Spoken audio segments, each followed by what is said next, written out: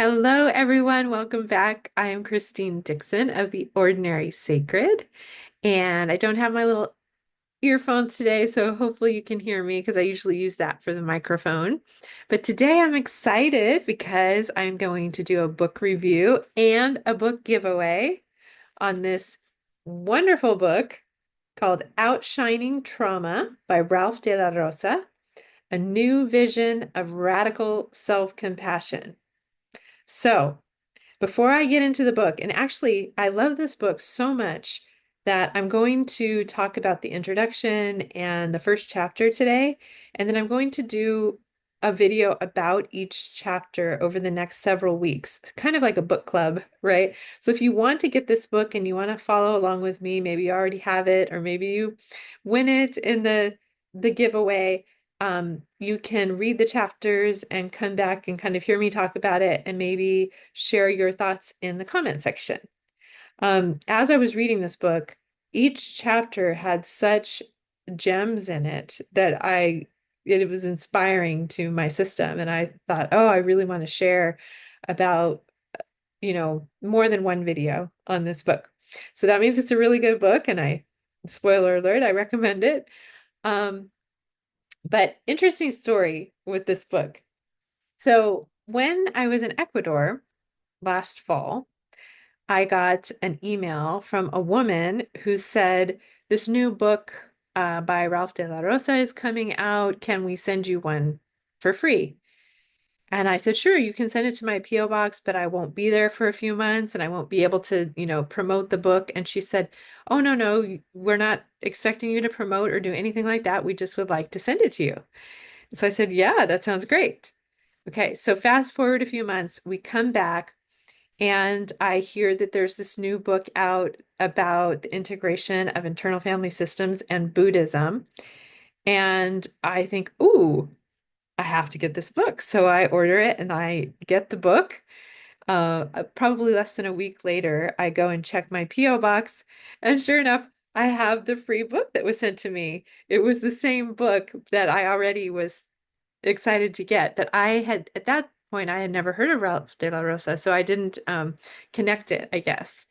And so I started reading the book way back then and really resonated with Ralph's story, which I'm going to tell you a little bit about in a second. And but then it was like all these books started coming out, right? That people wanted me to review. There was the Internal Family Systems workbook, and there was Sasha Mardu's graphic novel, and there was uh Jean Dick's wife's book on unburdened eating, and then Martha Beck had a book come out, and Gabby Bernstein had a book come out, and all these other books. And so I got kind of sidetracked from Ralph's book. So fast forward to recently, I come back to the book. It's one of the few physical books that I have in the van as we travel. And I start reading the first chapter, and I'm just like, oh, this is so good, the way he's describing this. I read the next chapter, and I'm thinking, oh my gosh, he's putting into words experiences that I have had that my system is just resonating with, but the way he's describing it is just, again, it was just very inspiring to me. And so that's when I decided that I will do more than one video on this book. So I want to tell you just a little bit about Ralph's story, and I hope I don't get it wrong because so much of it resonated with me. And so there's a part of me that's saying, wait, are you conflating your story with his story here? So if Ralph or anyone who knows Ralph is listening to this and I get something wrong, let me know. But because I actually read the introduction a while ago. But so Ralph talks about basically having trauma himself and his firefighters helping him by turning to drugs and I believe heroin and really going down a dark path and then kind of hitting his rock bottom and his tribe and lots of people coming around him and helping him. And then him coming out of that, let me see if I can find the passage where he talks about. what helped him come out of that. He says, yeah, there was a village that helped dig him out of a 100-foot hole. And he says, I also found a rebirth, one imbued by a new grounded form of spirituality, rooted in getting to know myself as an ordinary human. Its foundations were the most immediate aspects of my life: body, breath, thoughts, emotions, memories, and relationships. The practice, learning how to love myself right in the middle of the mess, just as I was. Um, so again, this so resonates with me after going through trauma and kind of coming to my end, as I say. I was willing to try anything. And the thing that I found that really, really seemed to be just the guiding force toward health and it was the practice of self-love. Now, I had a lot of parts who resisted that initially and believed, it was selfish, it was sinful, even shameful, a lot of religiously burdened parts. I've talked about that quite a bit. And so I had to propose experiments to them that I wouldn't become a hedonist, a murderer, a pervert, a hedonist, even, if I loved myself. And so after I did the experiment, and then, you know, just there were good fruit from it, right? I started to feel more stable and actually instead of I say, before I was like curled in like this, actually very consumed with how terrible I was all the time. And then once I practiced believing that I had value and loving every part of myself, whatever was alive in me, I was able to unfurl and be stronger and actually be available naturally more and more to people. And so as I began to see that, my system began to see the fruit of it. My parts got on board with it. And I would often tell people that the root of all healing and healthy living is self-love. And I taught about that for quite a long time. And of course, it's still at the core of internal family systems, as we know. Um, and so Ralph too started doing meditation, yoga, community, trauma-focused therapies.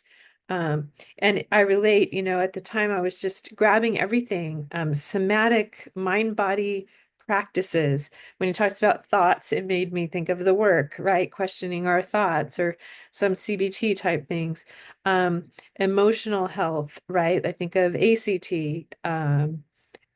or memories makes me kind of think of some of the shamanic journeying things that I did, and I was doing meditation and yoga and all of these things. And so he talks about how as he was learning things that were helping him, he turned around and started helping other trauma survivors, which again was the same thing that I started doing. I thought, I've got to help other people. This is, transforming my life. Um, a quote on page 7 that I really like is Ralph says, I began to see that love was always the appropriate response, no matter what I bumped into inside. It reminds me of the Matt Kahn book, Whatever Arises, Love That, which always say is worth the cost or the price, just for the title. Because again, for me still, healing always occurs in this moment as I love whatever is alive in me right now. And so it sounds like Ralph was kind of coming to similar conclusions, trying all of these things and really finding the root in this piece of self-love of everything alive in him. Um, okay. So, but then he says later on page 7, I was in a position I see so many in today, having done good work on myself, having healed so very much, but still prone to reactive emotions, self-defeating beliefs, and compulsive behaviors. I'd sifted through all the memories in therapy and attended a number of silent retreats, and yet I was somehow only half healed. I'd experienced the most miraculous of turnarounds, and yet big emotions still eclipsed me rather routinely, and my relationships were rife with confusing dynamics and fallouts. A decade after I had traded heroin for a healing lifestyle, trauma was still lodged in my body, surreptitiously shaping and limiting my world. Okay, I like how he describes I was only half healed because a lot of those things, meditation, yoga, somatics, thought work, uh, was very helpful. Hold on. No, thank you.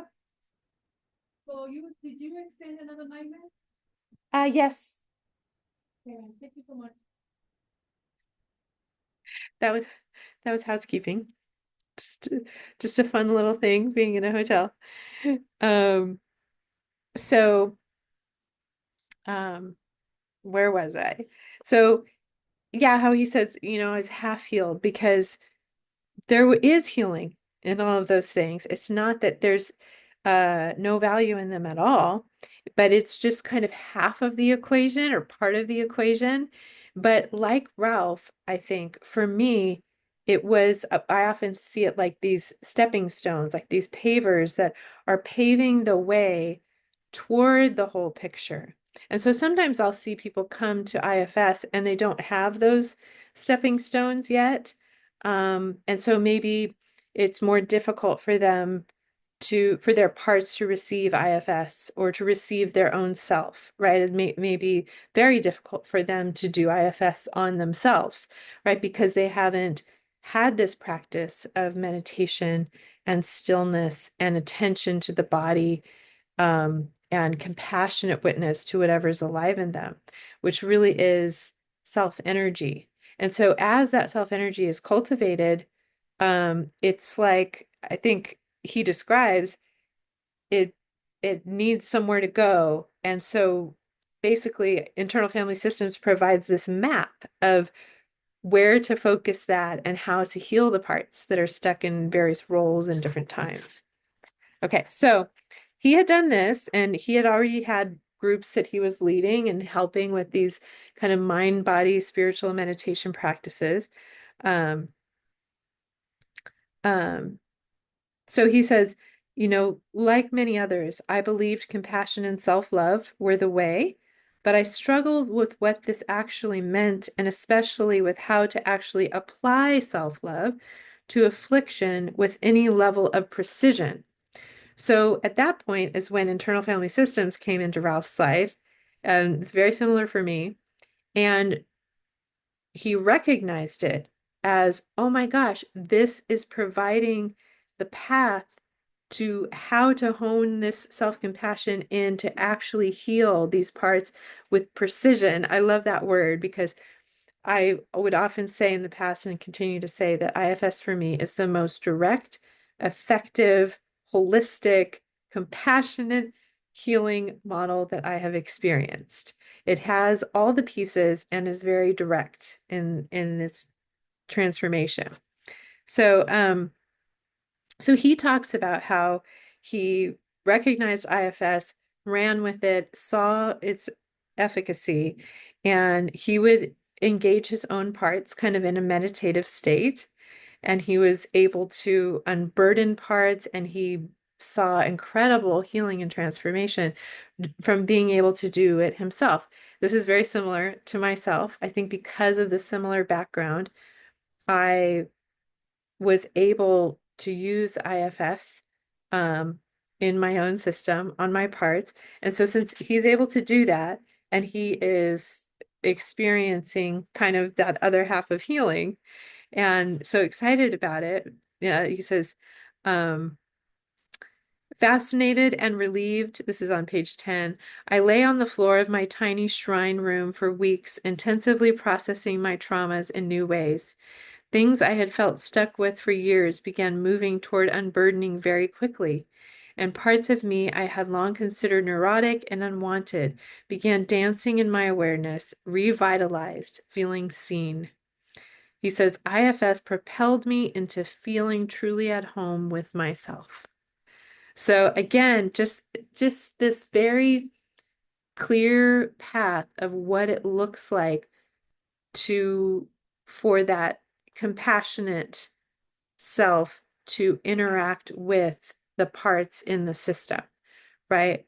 And since he had all the pieces before that, he was able to do it. And he says, then I couldn't keep it to myself. So I started offering basic IFS steps in my embodied mindfulness meditation classes that I already offered. So this is exactly what happened for me. I found IFS, recognized it, practiced it within my own system, was incredibly transformative, and I felt so excited. It was like the good news, and I became an evangelist for IFS, and I already had groups that I had been meeting with where I taught mind body practices. So I, of course, started using it with them. And I love what one of the people in his courses said, because, or what the repeated feedback you got, because this is the same for me. He says, I repeatedly received feedback that went something like, I have no idea what that was, but it did more for me than the last year of therapy sessions combined. People would tell me that when I would do a session with them or, lead a group in an IFS meditation, they would often say one session was more effective than a year of traditional therapy. And that's definitely how it was for me in my own system and the people that I started working with. And it was just such an exciting time. It sounds like it was for him as well. Um, and he had quite a background in Buddhism, which is this book is really about an integration of IFS and Buddhism. And he says something that he noticed was that both Buddhism and internal family systems, uh, something curious about both Buddhism and IFS is that they are inherently flexible and adaptable. Very true. There's quite a bit of um, presence and fluidity. Of course, that's a self quality, and I think that a lot of meditative practices in Buddhism and other traditions can really help us connect to the calm quality of our capital S self. And then which kind of, and we'll talk about this in another chapter, kind of leads naturally into the other qualities of self. And so through that meditation, Ralph was really experiencing some self energy, and then he could begin to turn that toward his parts. Um, he says Buddhist meditation and IFS, it turns out, go together like baby carrots and hummus. Um, okay. And I don't know if it's in this book because I remember something that I'm not seeing right now. Maybe it was in an interview that I heard with Ralph. But Ralph, I believe, talked about how he found IFS, started using it on himself, saw transformation, started using it in his groups and with clients, saw transformation in them, and then started applying to be trained officially and went through the training or, just began hearing from trainers that he was not supposed to be unburdening exiles without being trained and all of these things. And so he did get the training. I have a part that feels envious because I or entered the lottery for years and years and years and never got in. And then practitioners, non-therapists were not allowed anymore. But he did get in and he did take the training and he said he wanted to see if what he was doing on his own was legitimate, was if he was doing it quote unquote right. And he said, sure enough, he was, which was encouraging to my system, knowing that I had a similar experience, which you've heard about in other videos that I've had. Okay. Now, I just wanted to go on and tell you about chapter 1 and just one of the gems from chapter 1. And then we'll save the rest of the book for upcoming videos. And I also want to mention, before I say it was in chapter 1, the way to be in the drawing to get my copy of the book is to support me. It's called the Ordinary Sacred All Access Pass. And you can get that at my website, theordinarysacred.com.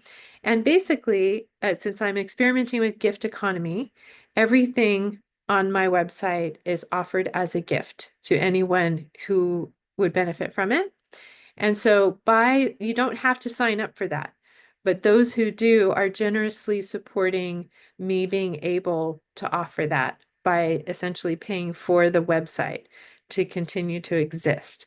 So on my website, theordinarysacred.com, I have 4 self-paced courses, 2 workshops, some internal family systems, nonviolent communication, and other inner wisdom worksheets, and some internal family systems meditations. And you are welcome to access those anytime. Um, if you have signed up for them and you're not sure how to access them, what you do is you go to my website, theordinarysacred.com, and you go up to my library at the very top, click on that, and then you may need to put in your email and password, and then it should all be in your library, whatever you've signed up for already. Okay. Um, but if you want to help support me being able to offer all those things, you would sign up for the Ordinary Sacred All Access Pass, which is $20 a month. And it's just a gift to me to allow me to give my gifts freely to others. And one perk is that monthly I have these drawings for a free book. And so this month it's Outshining Trauma. So if you want to be entered into the drawing, you can sign up for that and you can always cancel it at any time. Okay, just wanted to make that clear. And the first chapter in Outshining Trauma is called The Soma Keeps the Score. And so by soma, he's talking about the body, the nervous system, um, and there's the famous book by Bessel van der Kolk, The Body Keeps the Score. And he's really talking about the way that trauma kind of coalesces in our bodies and how we can develop post-traumatic stress disorder, complex post-traumatic stress disorder. How do we hold trauma? How do some people experience a similar event and have PTSD and other people do not, right? So what he explains that I think is so, so important. So first he explains that trauma, I like this definition of trauma. Trauma is any adverse experience in which our defense mechanisms are mobilized but rendered useless for any reason. So we might be trapped and not be able to run while something dangerous is coming toward us. Um, we feel helpless, right? We can't fight, we can't flee, we can't escape in some way. So our fight or flight, our natural responses are not able to complete themselves to bring us into safety. But then he talks about how this traumatic moment or moments are metabolized in our system. And he describes something called, let's see, where is it? The window of consolidation. And this is so incredibly important to understand if you've experienced trauma or someone you love has experienced trauma. From the moment of the traumatic event, there is a time period. He calls it the trauma tunnel of surreality. Um, but the window of consolidation is the period of time after a traumatic event in which a memory of the experience is forming, but can still be greatly influenced.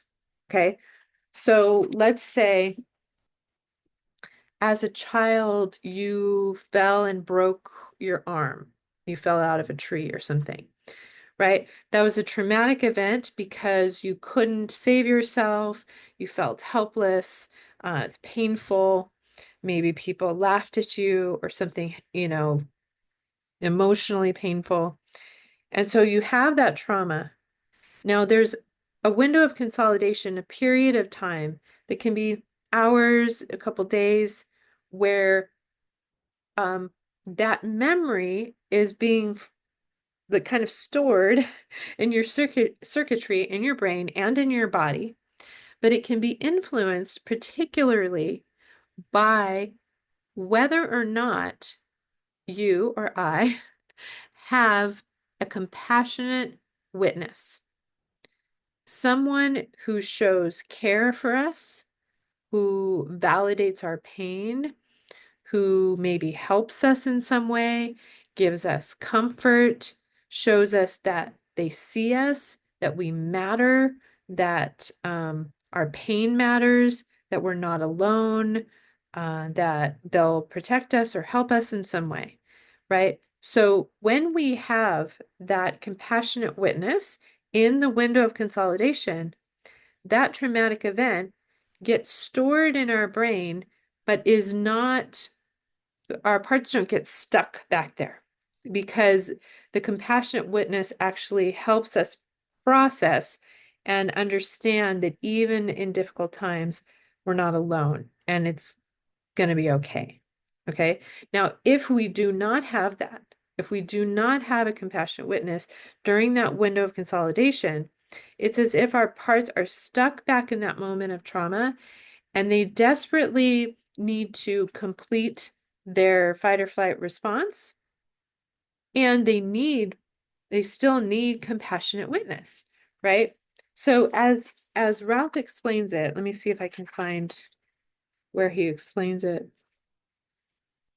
Um, I'm not sure, but I'll explain it. That the beauty, I often tell people that when our parts get activated, we get triggered, right? By something's happening in our present or some way someone's treating us or whatever. What's happening is it's opening the window of consolidation again. We are hyper aware of the parts that are stuck back in that trauma. We feel it in our body that when we feel activated, right? That one who's stuck back in the trauma, you are feeling how they felt in that moment, right? It feels very overwhelming to the system. So, understandably, there are parts who try to shut it down, numb it, escape it, push it down. Don't let it feel it's going to take over. We can't handle this, right? Our managers, our firefighters. But it's as if the exile is erupted to the surface and that window of consolidation has now reopened. And so I think of it like a time travel portal, that this portal to this past moment of trauma has reopened. And now our wise and loving current adult, capital S self, has the opportunity to enter into the portal, into the window of consolidation that is reopened, and give compassionate witness to the part or parts stuck back in that trauma. And so that's why when we get activated, it's such an incredibly valuable thing. Um, and I'm not saying that you want to necessarily get activated all the time because it will likely activate your firefighters. If you don't have access to that compassionate witness, that can go back there. But I remember before I met IFS, I've talked about this a few times before, but I was doing shamanic journeying where I had learned how to be a compassionate witness in the present to whatever was coming up for me. And then I learned how to do this time travel piece where I would go back to moments where there was trauma and I would bring my adult loving self back there and basically witness and reparent them, right? And give them what they needed in that moment that they didn't get, right? All the things that someone in trauma needs during that window of consolidation to make sense of their experience, to not feel alone, to feel supported, and have compassion and love given to them. And so that's what I would do. And I remember talking about it even here on YouTube and people writing in and saying, I I can't do that. I go back there and I just want to scold that child back there, or I want to, smack them, or, and I realize, oh, okay, they're not bringing compassionate witness. And so that's why when I learned about IFS and I began to understand, oh, yes, we have to get permission from the protective parts and ask them if they'll stand back so that our self, who is naturally compassionate, can be the one to interact with those parts back there. We don't want to bring parts who are going to re-injure those vulnerable ones back in that moment. So back then, before I knew IFS, I said, okay, I think that this practice is kind of like um, a 201 class or something, and the 101 is in self-compassion and self-love and learning how to embody genuine equanimity and um, tenderness and delight for whatever comes up in us, right? Which I learned later in IFS is called our capital S self. Okay, so last thing I'll share from the first chapter is on page 28. Um, I like this paragraph because to me, this is kind of the thesis of this book. Ralph says, the guiding reality for healing trauma, and hence the North Star of this entire book, is that we cannot go wrong with compassion. We cannot go wrong with compassion.